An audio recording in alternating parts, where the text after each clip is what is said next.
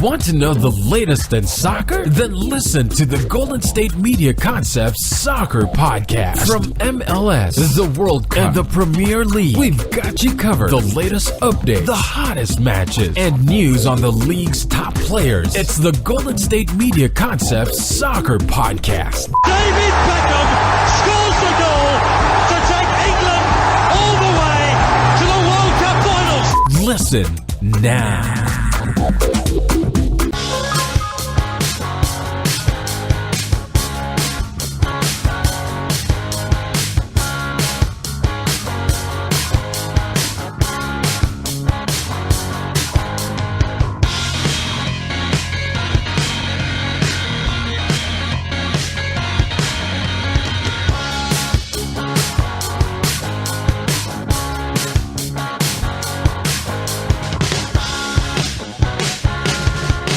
What's up, everybody? Welcome to the GSMC Soccer Podcast. I am your host, Mark Souza, and with me today is Jeff Malinoff. Jeff, how are you doing, my friend? I am doing fantastic. How are you?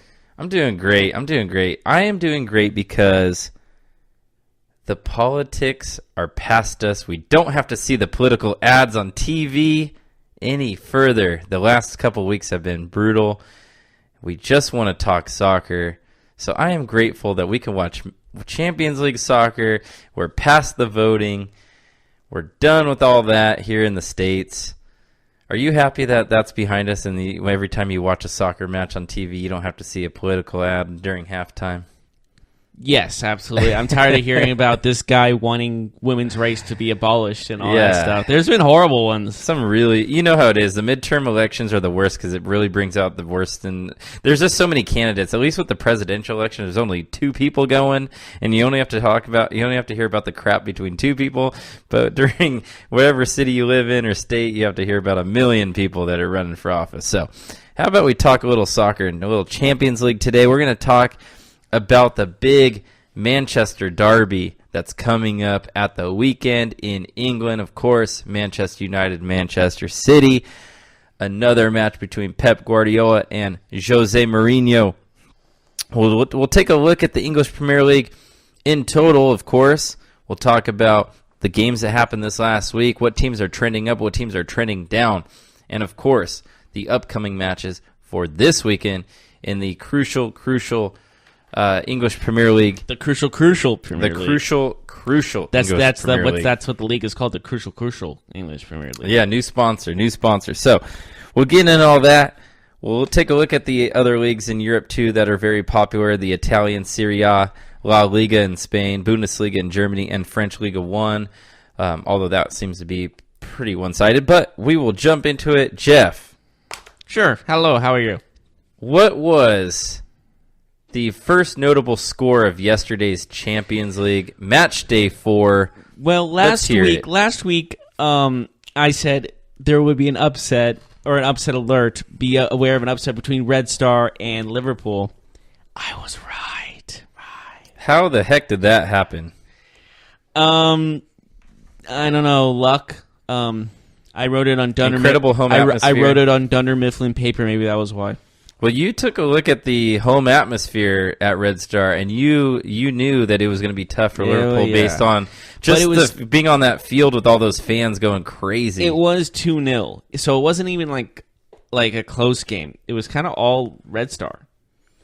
Yeah, I mean, you expect Liverpool had just beaten Red Star 4-0 in Liverpool, so you expect Liverpool to come in and really just have an easy game. I mean, it is Red Star. It is The two goals happened by the same guy in 7 minutes apart.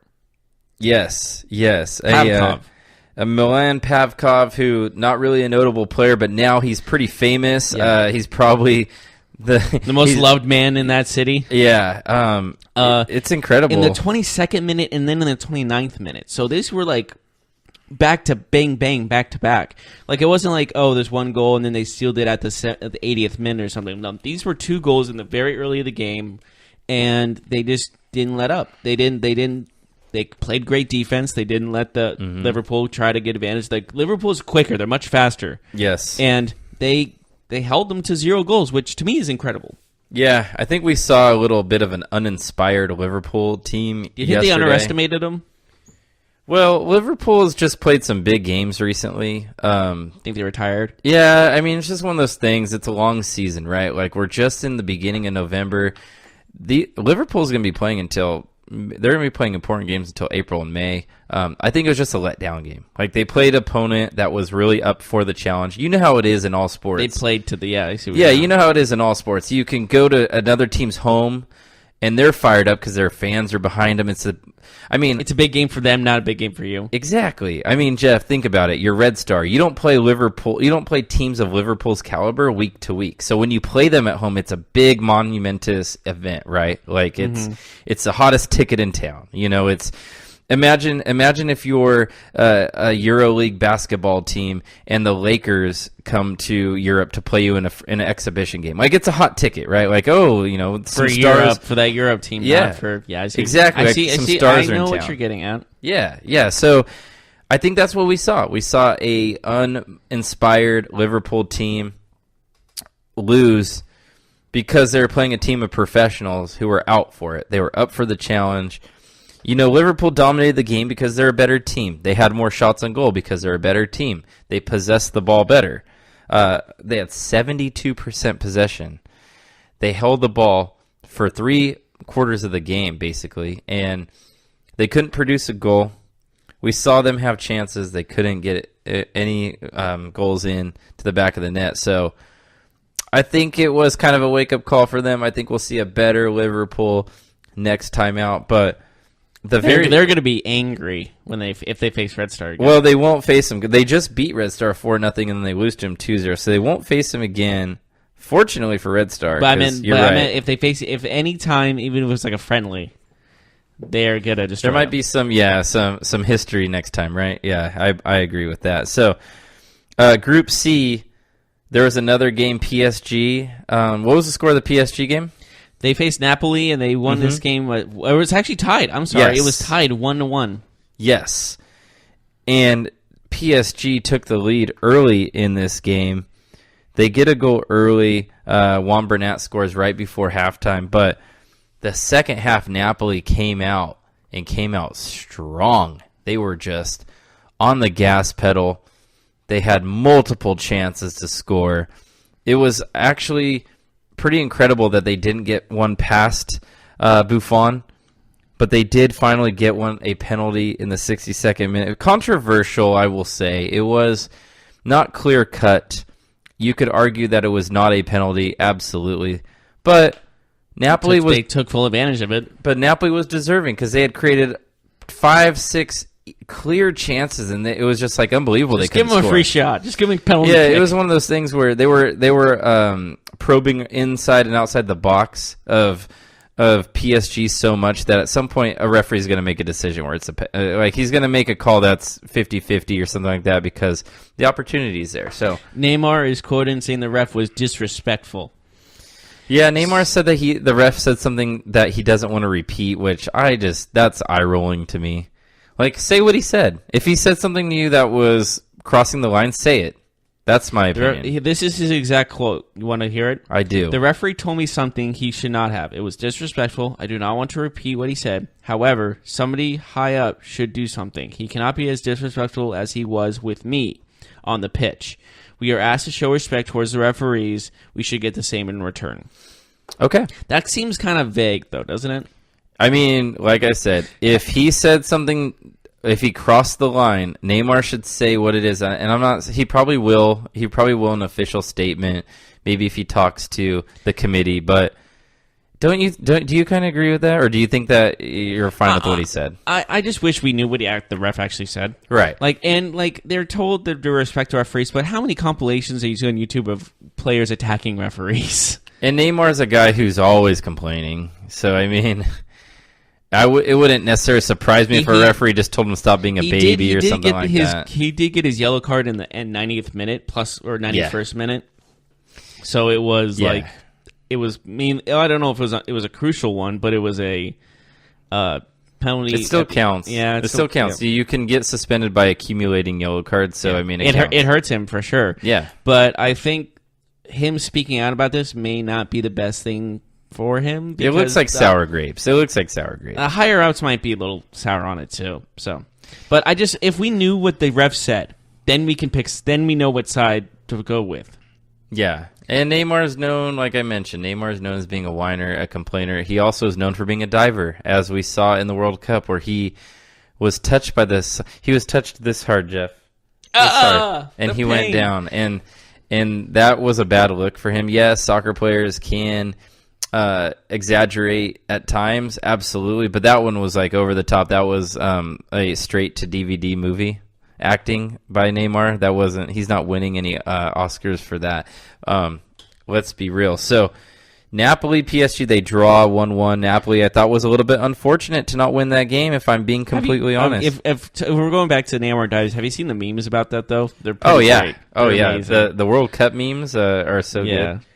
Have you seen the one with the Titanic, the Titanic song in the background of it? Yes. What about the one where, because he got fouled once where he rolled like 5 times on the sideline? He did a somersault. Yeah, I saw that one.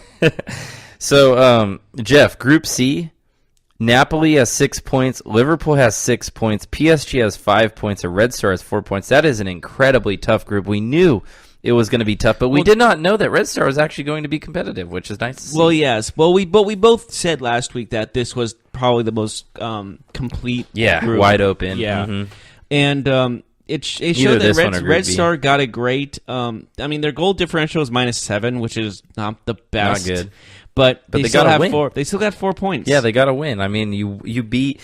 Let's put it this way, Jeff. Well, everyone thought they were going to get 0. Well, that's no one the thought thing. they were going to win a game. When they looked at this group before, like when they got drawn into this group, they were like, "Oh my God, are you serious? We really have to play 3 top clubs? Like this sucks." Hey, here's the 3 All-Star teams. Good luck, Division II high school team. Let's put it this way: Red Star could finish this tournament with 4 points and have a -17 differential, and they will call it a success. They would put a banner up saying they beat Liverpool, like that college team did against that for Virginia. The college basketball. Yeah. Heard about that? That was great. Yeah, March Madness last year. Yeah.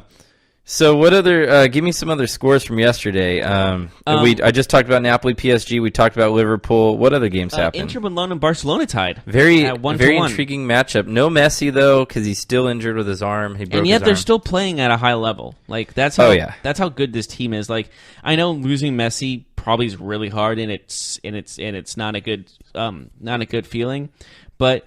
You're still playing great. Like you destroyed your rivals in Madrid, Real Madrid. Yeah, they are a shadow. They are a shadow of the former selves. But the one thing I have to say is you gave up the goal at the 87th minute. Mm-hmm. Yeah, you could have held them for 3 more minutes plus a little extra time. Like that one hurt them for sure. Yeah, it was 0-0 for most of this game. Barcelona takes the lead late, but then they give up a goal right away. So from the 83rd minute onwards, it was nothing but action. And Barcelona, they played super good, but they give up one decent opportunity in this game. I mean, they really controlled the game. Even though it was 0-0 for most of the game, it always looked like Barcelona was going to win eventually. But yeah, they get the goal. You're thinking, okay, they're clearing through. They got this one wrapped up. They give up a late goal to Mario Icardi. Sir. Mm-hmm. So they Looking at their group, they still got 10 points. Yeah, so let's talk about the Tottenham PSV game because that was the other game in that group. Well, what happened there? Tottenham won this game 2-1 against PSV. And how lucky was that? And I'll tell you why they needed that. PSV scores a goal in the 2nd minute. Harry Kane saves the day. That's got to be the quickest goal of the Champions League so far. 2nd minute? Yeah, it might be the quickest so far this year. Yeah. But Harry Kane, he rallies the team, scores 2 goals late in the last 12 minutes to win the game. But if Tottenham had lost this game, they would have been out. They would have been the first team eliminated.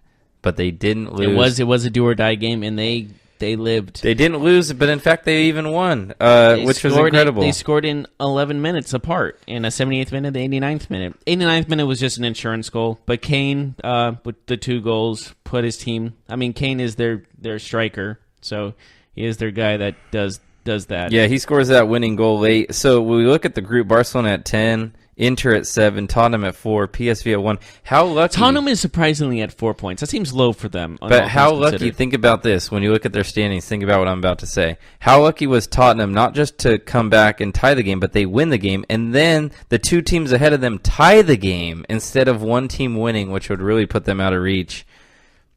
That's very. I mean, I think that's very fortunate. Staying alive. Yeah, because now Tottenham still controls their own destiny as they play Inter and Barcelona their last 2 games. It'll be tough. I don't see them getting through, but if they can win 2 games, a good they're effort. in. Yeah.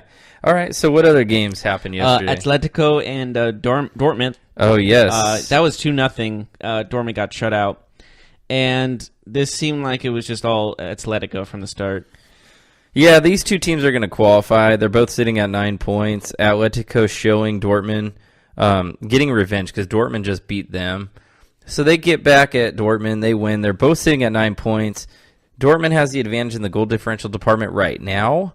We'll see as both teams look like they'll advance, but we know that winning your group is pretty important because that means that you're guaranteed to play a second-place team in the next round when you win your group, whereas when you get second and move on, you have to play a top team from a different group. So oftentimes, it's a difference in quality and opponent when you go from winning your group or getting second in your group. But the other game in that group, Bruges and Monaco, what was the score of that game? Bruges and Monaco was 4-0 Bruges. This team just or 4. Yeah, no, that was right. I was right. 4-0. I saw another game 4-1, and I got confused there. But yeah, 4-0. And it went from the goals were in this is 12th minute, 17th minute, and 24th minute were the first 3 goals. That's not a good way to start a game if you're Monaco. It started pretty hot for Bruges, and Monaco just didn't show up. So the takeaway here is Monaco is out of the Champions League. I mean, they still have 2 games to play, but they cannot qualify. However, Thierry Henry is the coach of Monaco. He is a new coach, French legend, French international. Not a good start for him and his campaign as manager. But a notable thing here is Bruges goalkeeper Ethan Horvath. He is American. He is the most likely the top keeper prospect for the next World Cup qualifying run for the U.S. If they even make it that far. Well, for the next qualifying run, so they will definitely be in qualifying. But well, yes, you know what I mean. Exactly, I know exactly what you mean. So it sounds like he is the front runner to be the next keeper to take over for Tim Howard, Brad Guzan, as the old guard kind of transitions out and the younger keepers come in. So it was nice to see an American play in a Champions League game, get that experience. He gets a shutout, 4-0. Monaco had chances to score, but they didn't get one past the American keeper. So interesting. What other games happened yesterday? There was also Group D. I think Group D played yesterday. There was Porto and Lokomotiv Moscow? Yes, I think that was the 4-1 game I was looking at, yeah. So Porto with another win. They have 10 points now. Moscow, 0 points. They have 0 points, Jeff. Well, there was going to be one team in a group to get 0. There was going to be one. You know what's crazy, though? This was the group where it was the most wide open going into it. So you thought maybe... wide open. Nice Creed reference right there. Oh, God. Nobody wants to hear that. There was a goal in the second minute. Again, probably tied with the quickest. And, as soon as a team scores in the second minute, you kind of know who's winning, don't you? The crazy thing is that they have 0 points, and all 3 teams in their group are beatable. They're not giants. They're not powerhouses where, you're like Red Star. Like, Red Star has 4 points, and they have to play 3 really big teams. So very surprisingly bad for Lokomotiv Moscow. What was the other game in that group? The other game in that group would be Galatasaray. Yeah, it's so hard to pronounce the name. And Schalke? Schalke and Galatasaray. 2-0 Schalke. Mm-hmm. And this game was pretty good. The goals were at the 4th minute and the 57th minute, but overall this game had some back and forth. There were a lot of attempts shot at, and there was 12 shots on goal for one team and 8 on the other. Mm-hmm. So it was just granted 5 were in the goal, a chance to score, right, for one. But overall, this game was yeah, it was It was a massive result for Schalke because they're now at 8 points. Porto leads the group with 10. But then there's Schalke a difference. had 7 offside penalties, though. Yeah. That's a lot, isn't it? That would drive a coach crazy. Yeah. So Schalke has 8 points, but the gap between them and Galatasaray is now 4. With 2 match days left, a big, massive win for Schalke as they look to advance to the second round.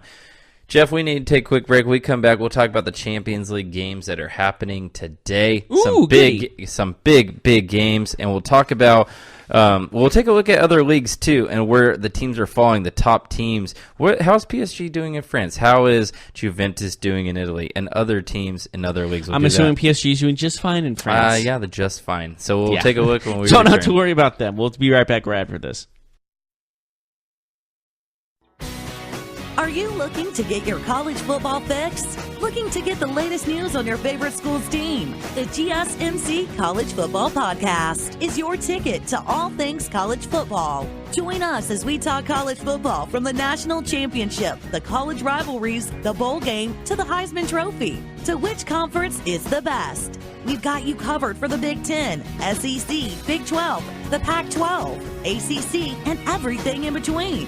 Download the GSMC College Football Podcast on iTunes, Stitcher, SoundCloud, Google Play, or anywhere you find podcasts. Just type GSMC in the search bar.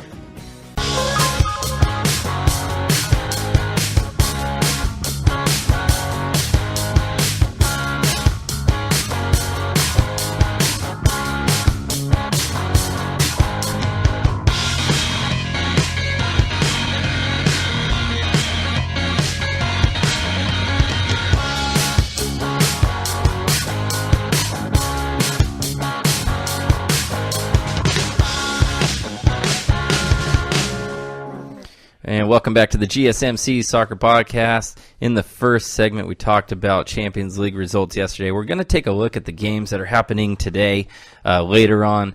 Of course, when you listen to this, it might be about the time that the 3 o'clock Eastern games kick off. So there will be games probably over. There will probably be, yes, or yeah, we'll see. But regardless, let's jump into it, Jeff. All right. Let's hear the first game on the plate today. The first game is Moscow versus Roma. Moscow versus Roma, you say. So both teams are in Group G. Roma's sitting at 6 points. Moscow's at 4. It's a massive game because if Roma wins, they can really just end Moscow's hopes. And Real Madrid, possibly. Well, Real Madrid's going to qualify. Well, I meant just like to be the first in the group. Yes. If Roma has a good chance of being the first team. Yes, absolutely. Which is huge momentum compared to number 2. Real Madrid does play Victoria Plazen later today as well, so that should be an easy win for Real Madrid as they play that game at home. They do have a new manager, but things have been going well with the change. We'll talk about that more in detail in a few minutes, but it is a massive game as we look at Group G. It's really tight right now, but today has the opportunity to kind of blow this thing wide open. The next game after that is Valencia and Young Boys. Valencia Young Boys, this is a game that Valencia needs. If they can't get a win against Young Boys, they are not going to qualify. I mean, they're just children. I mean, come on. Sorry. Young Boys. I'll be here all week, sadly. Yeah, For okay. you. So Valencia, like I said, they need this 3 points. They cannot afford to get out of this match day with only 3 points or less in terms of total. They need 3 points from this game, so they need to end with 5 points at the end of today, or their Champions League is most likely over unless a miracle happens. And we're talking about Group H. We got to talk about the other game that's huge. Yes. Juventus and Manchester United. That is the game of today that everybody's circling. That's the game that everybody will be watching on their lunch break.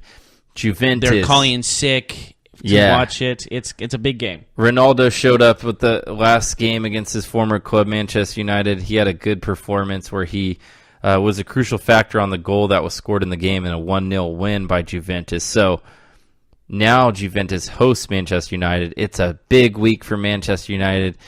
They've been struggling, but they do come off a win at the weekend against Bournemouth in the English Premier League. So Manchester United will be looking to build off of that victory. Juventus, of course, is just rolling right now. In the when Italian you league. get the best scorer in the world, it helps. That helps a lot.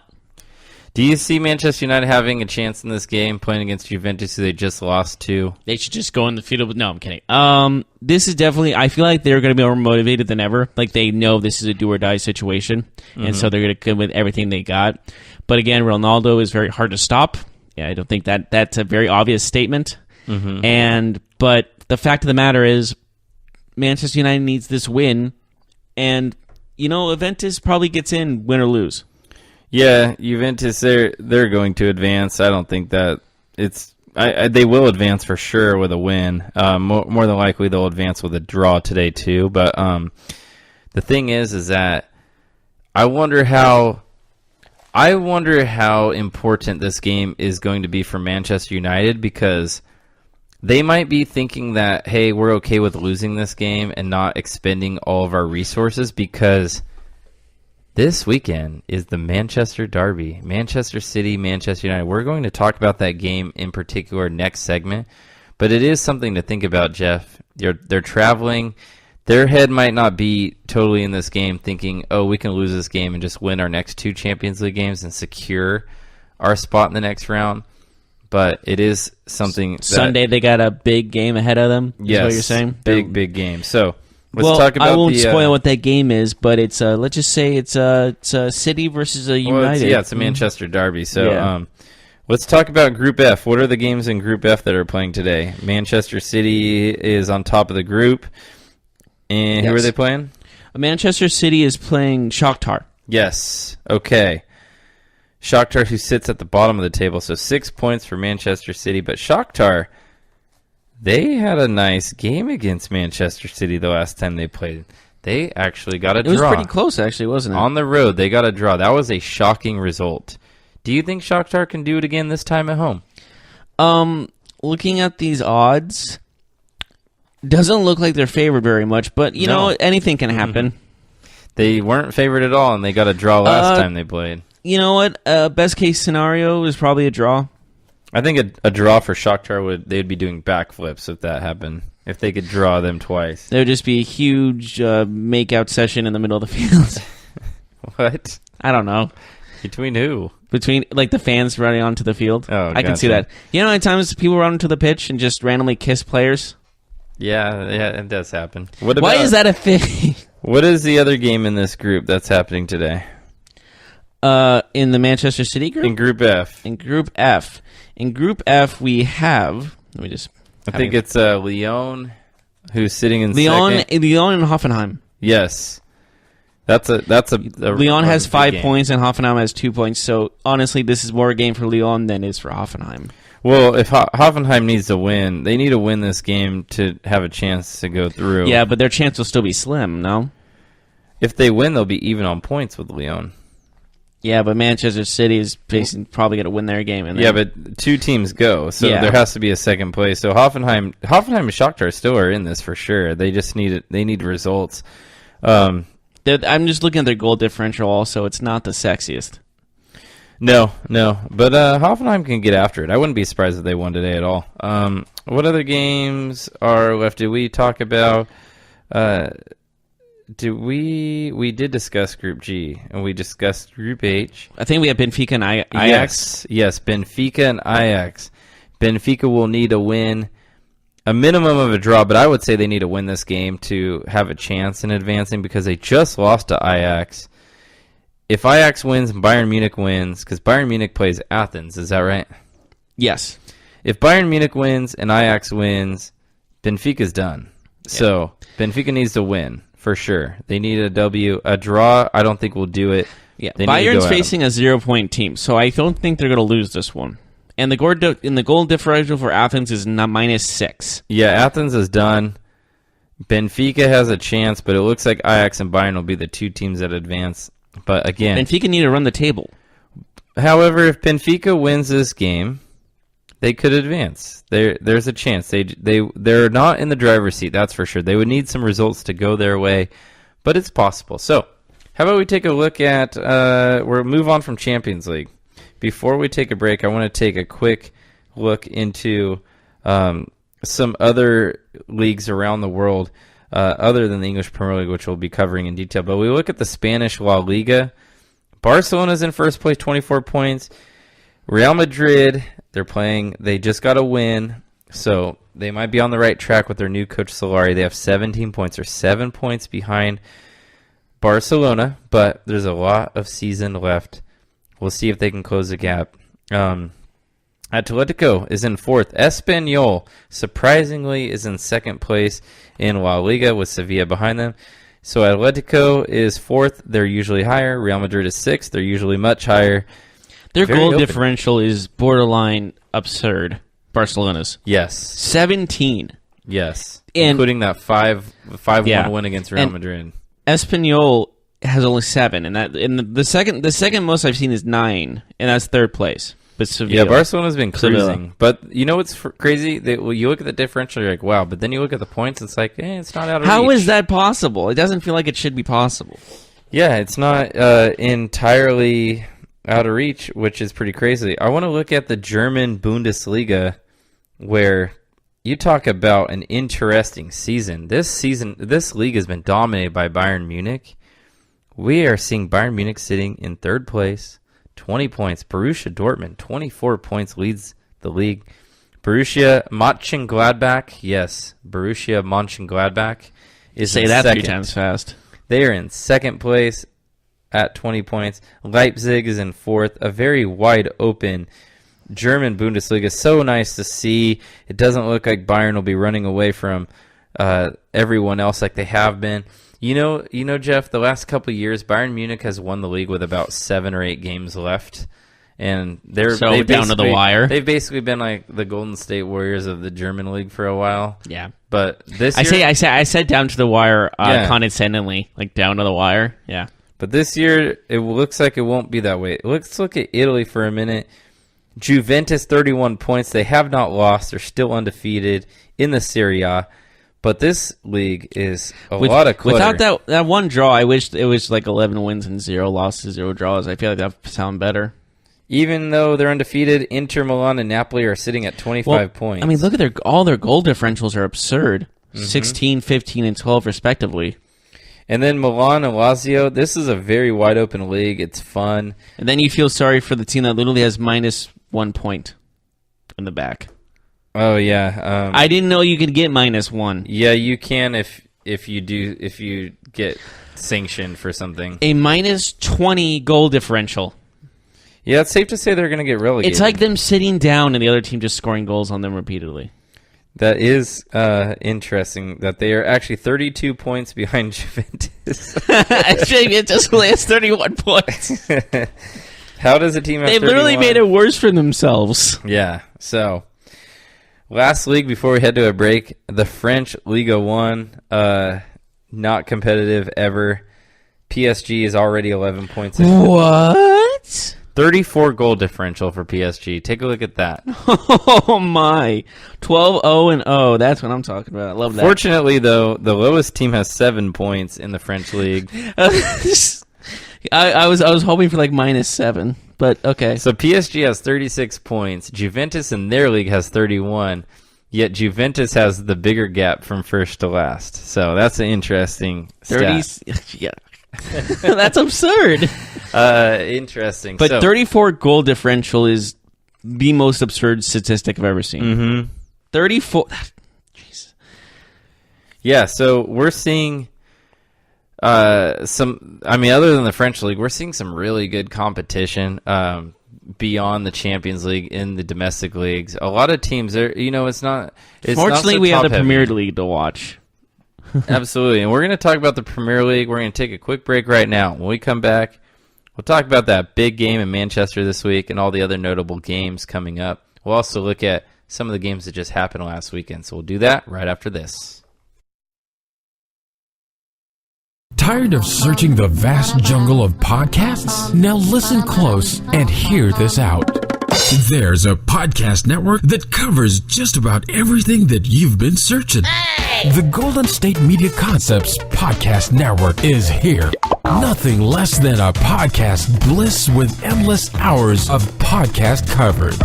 From news, sports, music, fashion, cooking, entertainment, fantasy, football, and so much more. So stop lurking around and go straight out to the Golden State Media Concepts Podcast Network. Guaranteed to fill that podcast itch. Whatever it may be. Visit us at www.gsmcpodcast.com. Follow us on Facebook and Twitter, and download us on iTunes, SoundCloud, and Google Play.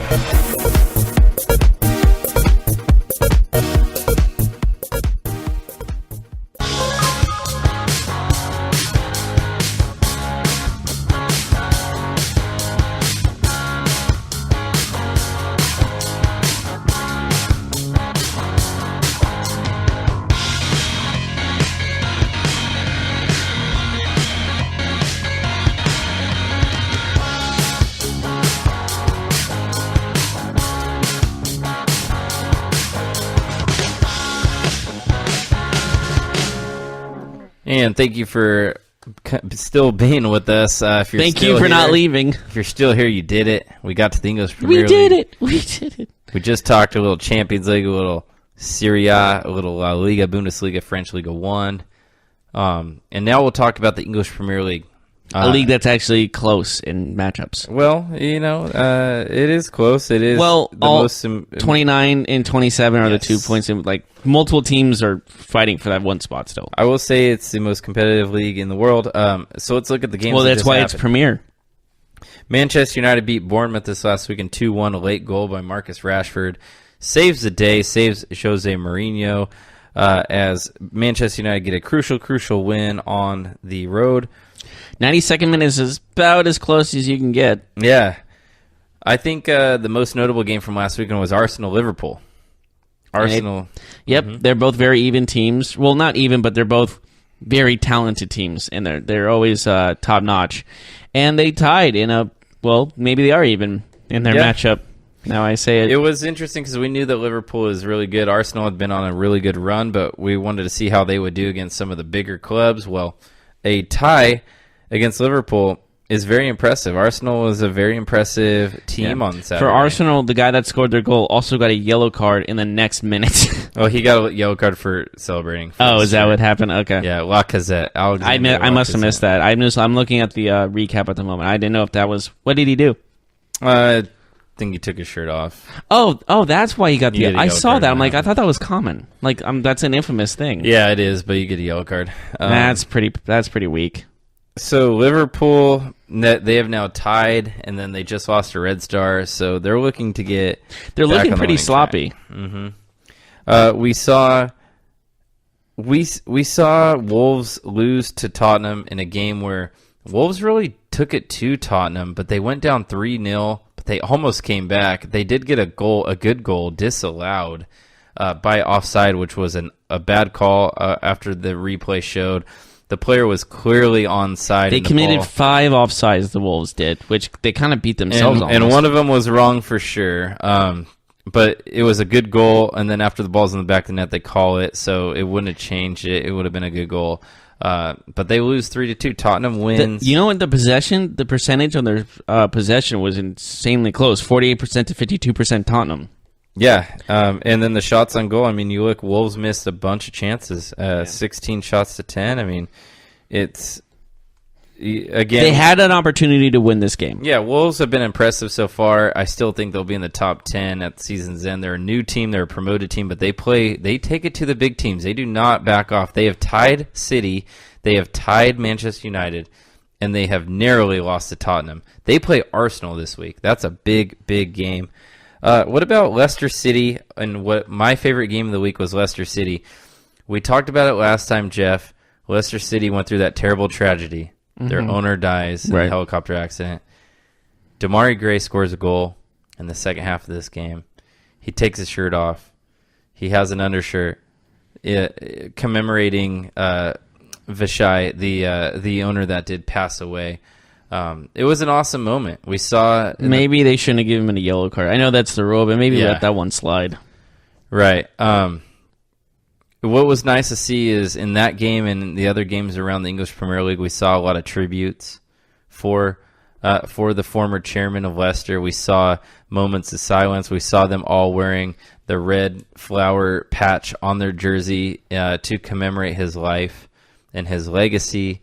It was super cool to see.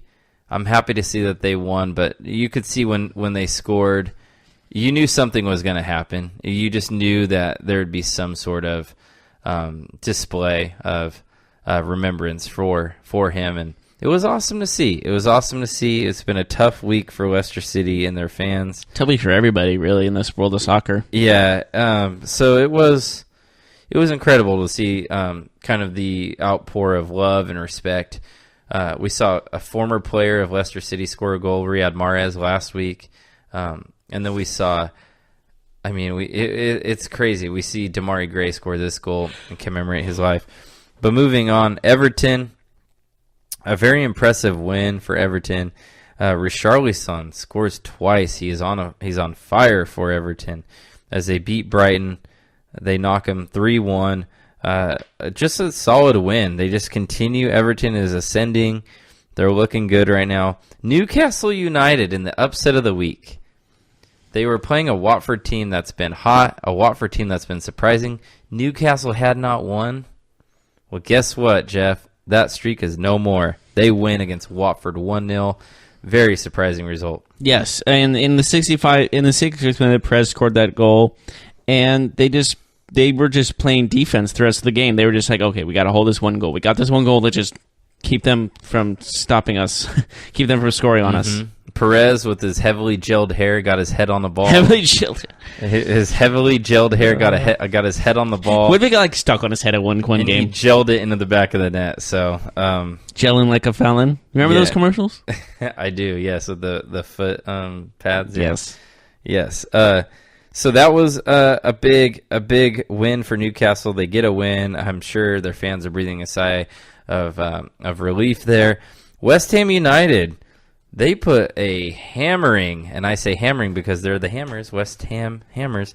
They beat Burnley 4-2. That's an easy name to name your team. Come on. They're the Hammers. Yeah. 4-2. Very wide open game. We saw, I think, 4 goals in the second half. It was just back and forth. But Felipe Anderson, he gets 2 goals. And Mexican international Javier Chicharito Hernandez is back on the score sheet for West Ham. Wait, what? Okay, you got to say that name again. Javier. Okay. Nickname Chicharito. Okay, I thought you were saying his Hernandez. entire name. Okay, I didn't know that was his nickname. I apologize. But I'm like, my lord. Chicharito. That's a long name. I thought that was at one point. Yeah, his dad was Chicharo, and he's Chicharito. So Kind of adorable.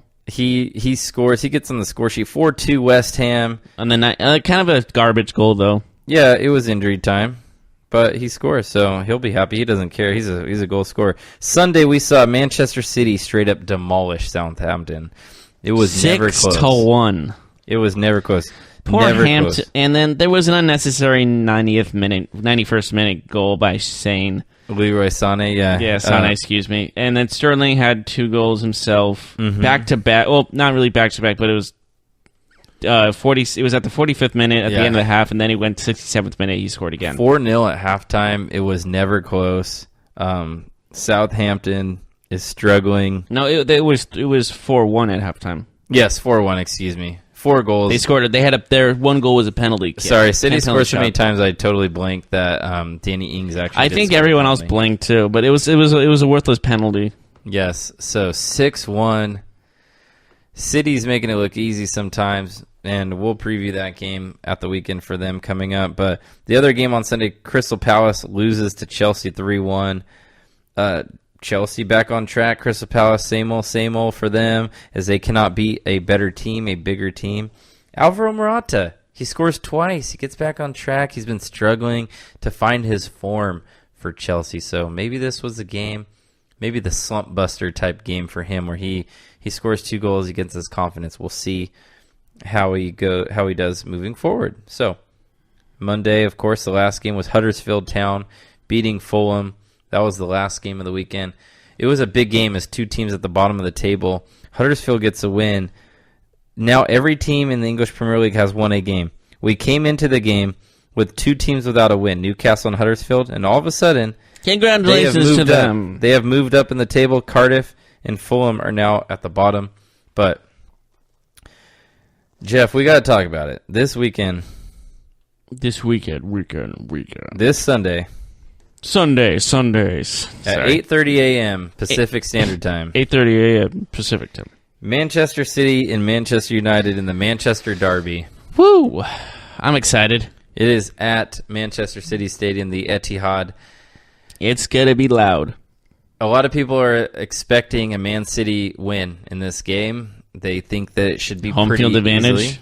Pretty easy. Yeah, home field, but it'll be pretty even in crowd. I mean, it's the same city, so it'll be a lot of United I know, supporters. but it's one of those things where it's like if it's at a one stadium, usually more of that fan base goes there. Right, they get more tickets, yeah, for sure. Well, they should. If they don't, then it's like you're the Los Angeles Chargers. So what do you expect in this game? Do you think Man City will crush them? Well, looking at this, the stats of this season. Manchester City does have 29 points to Manchester United's 20.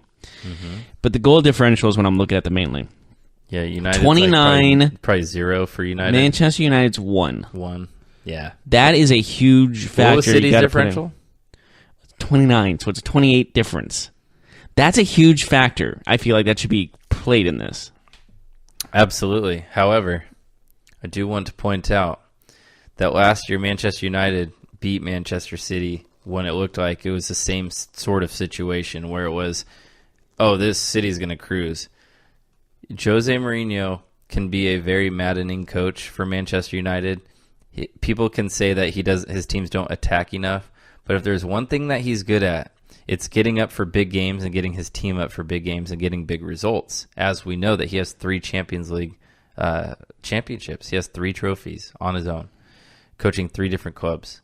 So, with that being said, it would not be shocking if United showed up for this game and got a result, whether a win or a draw, because it doesn't look, like you said, you mentioned the stats, and the stats all say City's going to win this game. It says... Even close. It shows me like 3-0. Like that's what those stats say. They start this game off winning. They're starting this game off with a goal. And they're hot right now. Yeah. And they're hot. They just scored 6 goals in a game. Like they're firing, But and the guys on that team is pretty attractive too.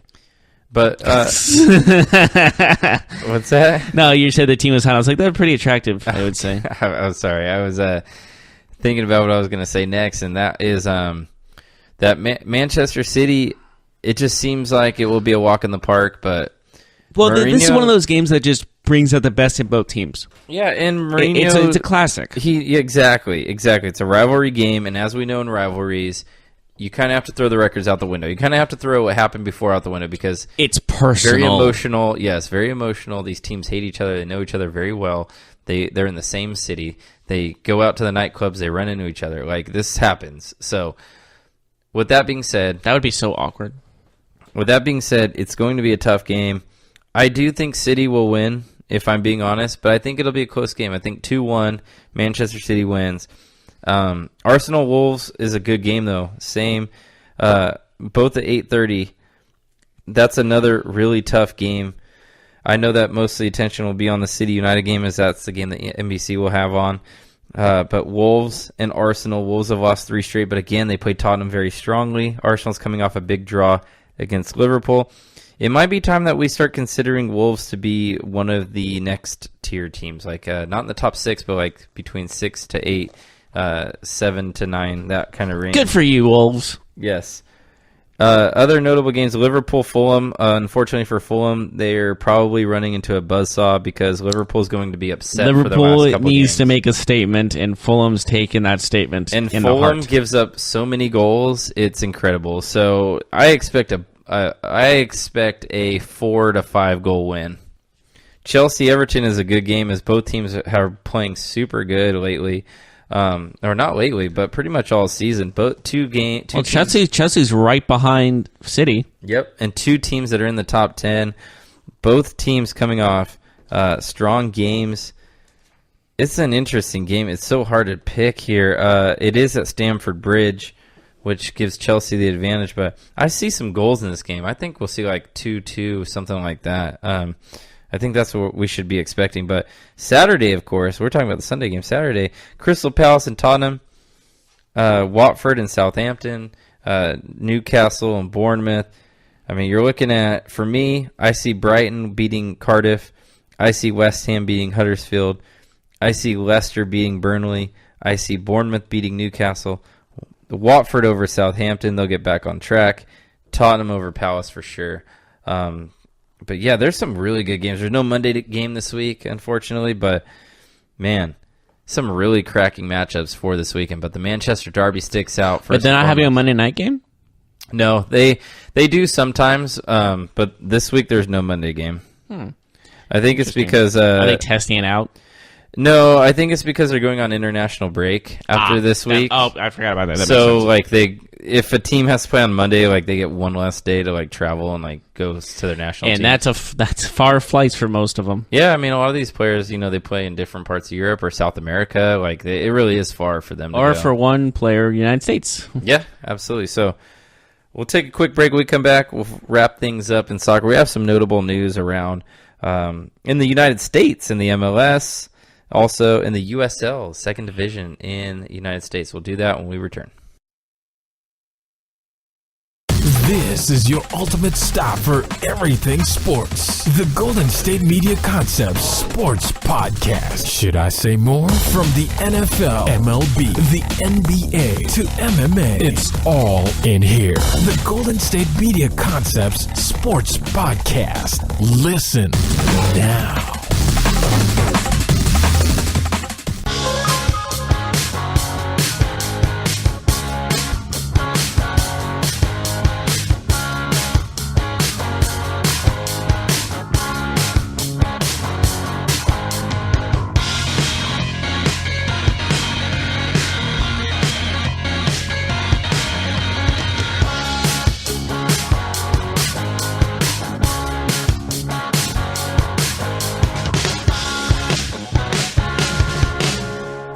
And welcome back to the last segment of the GSMC Soccer Podcast. Again, if you have not checked out the podcast network at GSMC, please do.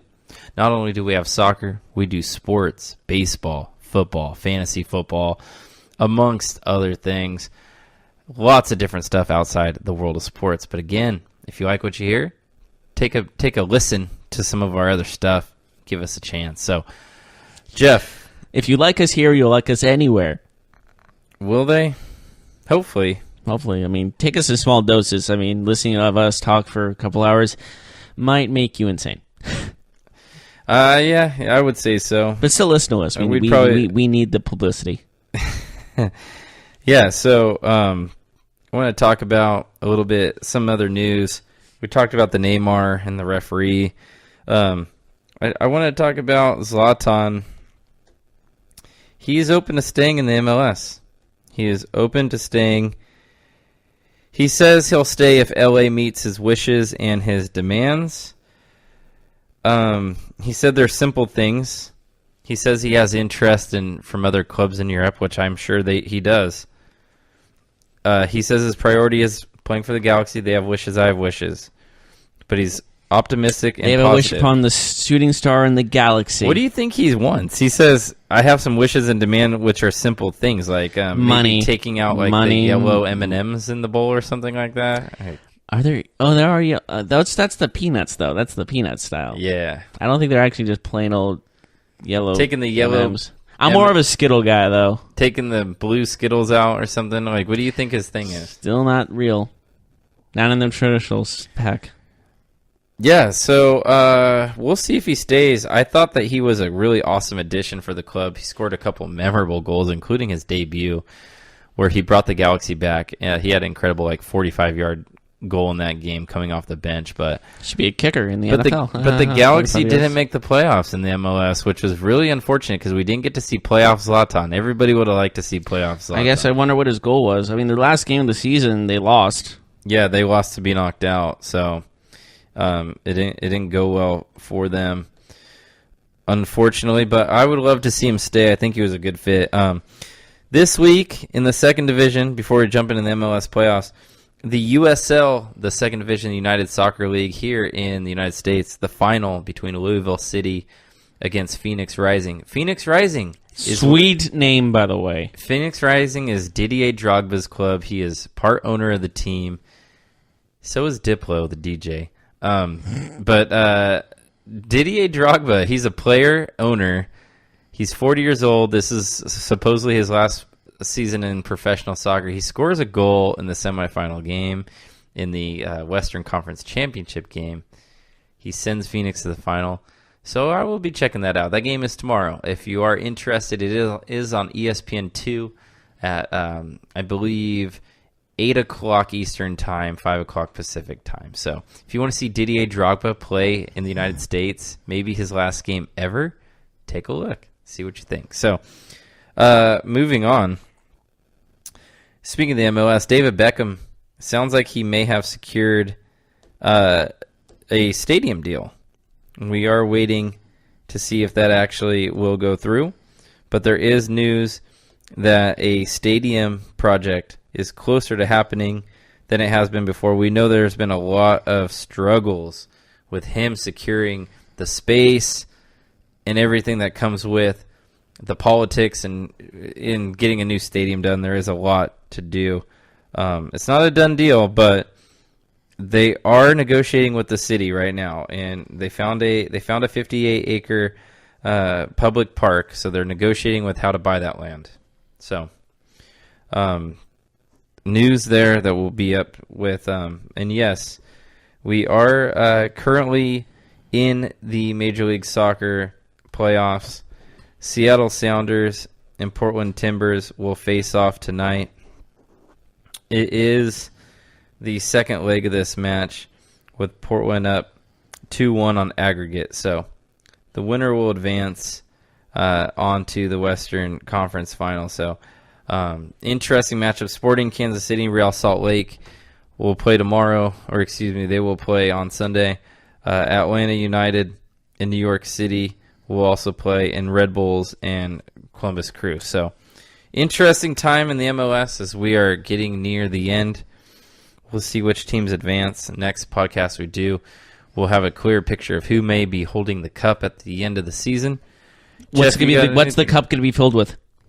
Probably alcohol. Probably beer or champagne. I love when they do that. That's a clever thing. You got anything else that you want to add in the soccer news around the world? Just to everybody involved, like for the next couple of games, like you were saying, like the Sounders and Timbers are playing, and it's going to be a very exciting time. And if I had to make a prediction of who's going to win the cup in the MLS, I'm going to go out on a limb and pick the Red Bulls on this one.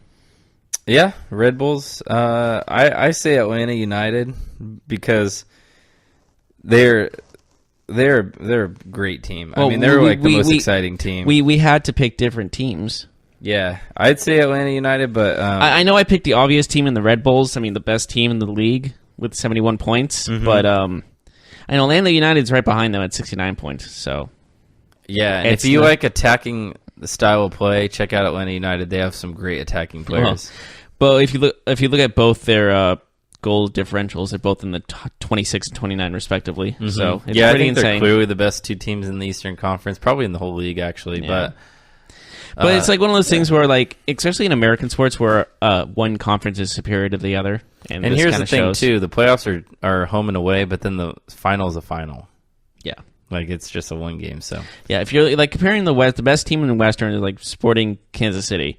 They have 62 points. Mm-hmm. That's the best team. And there's two teams in the Eastern that are way above them. Right. So it just shows maybe the Eastern's better than the West. Well, I think that's it. When we come back next week, we'll have a clear picture of the MLS. We'll talk about the Manchester Derby. We'll talk about the Champions League as we approach the international break. So we'll see you next time. You've been listening to the Golden State Media Concepts Soccer Podcast, part of the Golden State Media Concepts Podcast Network. You can find this show and others like it at www.gsmcpodcast.com. Download our podcast on iTunes, Stitcher, SoundCloud, and Google Play. Just type in GSMC to find all the shows from the Golden State Media Concepts Podcast Network, from movies to music, from sports to entertainment, and even weird news. You can also follow us on Twitter and on Facebook. Thank you, and we hope you have enjoyed today's program.